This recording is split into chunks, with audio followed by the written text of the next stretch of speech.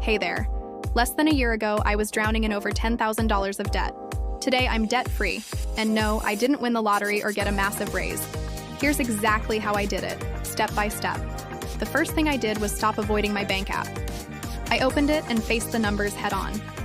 I listed every single debt I had, including balances, interest rates, and due dates. This is painful, but it's the most important step. You need to know where you stand before you can make a plan to climb out.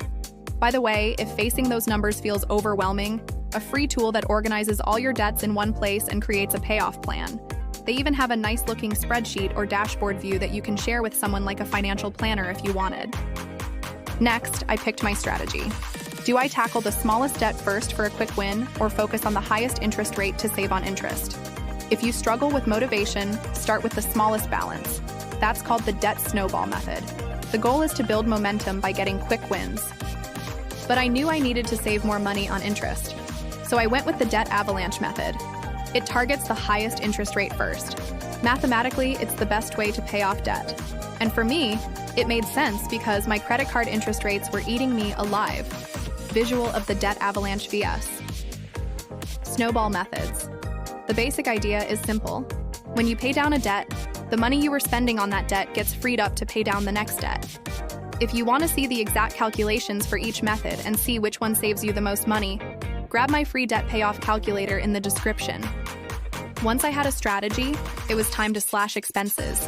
And you won't believe how much hidden cash we found. I canceled unused subscriptions, negotiated my internet bill, and sold old gadgets online. They saved me around $300 in the first month. A big part of this was selling stuff I wasn't using. I did this twice a year. In fact, if you want to try it out, here's a 60 off coupon code. You can also sell things yourself on eBay or Facebook Marketplace. Micro habit. Every $20 I saved went straight to debt, not to lifestyle upgrades. Paying off debt should be an investment in your future self. It's like paying yourself first.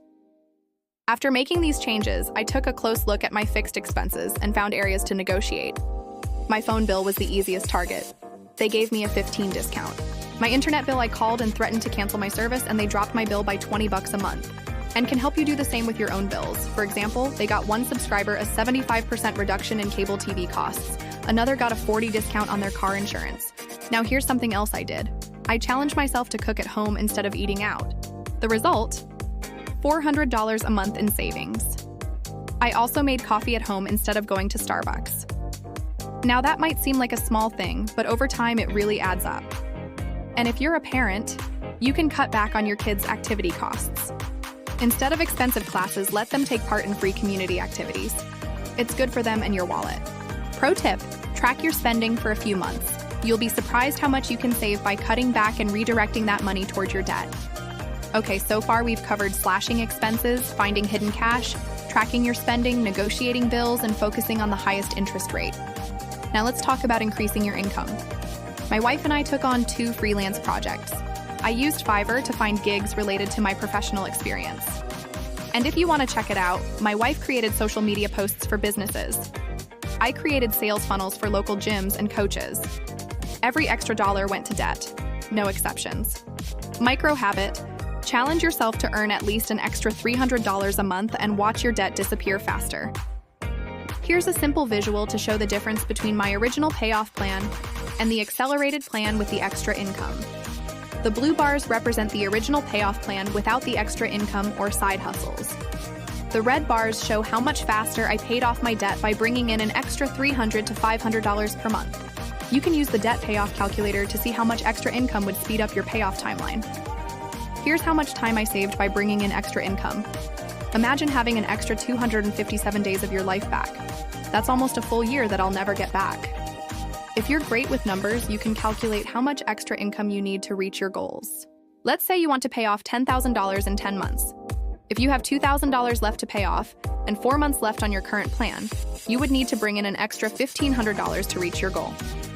Product placement can help you find the perfect side hustle. Now let's talk about automating your payments. I set up auto pay for my minimum balance payments to avoid late fees. Then I created a separate automatic payment for my target debt. This way the system worked even when I was busy or distracted. Why this works? Removing temptation and mental energy is key. You won't be tempted to spend money you haven't earned yet, and you won't forget to make payments. You automate it. I hope this gives you a clear picture of how to pay off debt. If you're motivated by stories, I recently shared how I saved my first $5,000 emergency fund. It's actually the fund that allowed me to pay off my debt without sacrificing my lifestyle. I'll see you in the next video. Bye.